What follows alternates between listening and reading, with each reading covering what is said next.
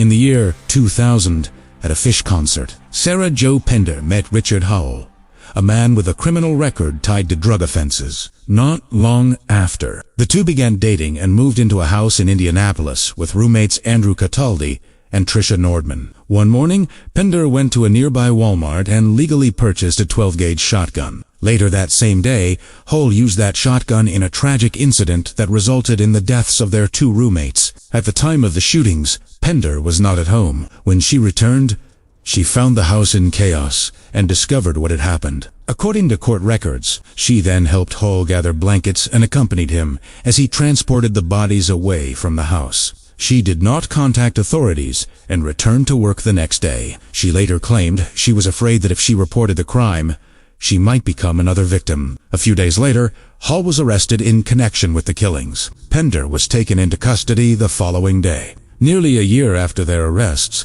prosecutors argued that new evidence suggested Pender had played a larger role in the crime, alleging she had encouraged Howell to commit the killings. She was ultimately convicted and sentenced to 110 years in prison. During the trial, the prosecution referred to her as the female Charles Manson, a label that drew significant media attention. In 2008, Pender escaped from Rockville Correctional Facility with help from correctional officer Scott Spittler and another inmate, Jamie Long.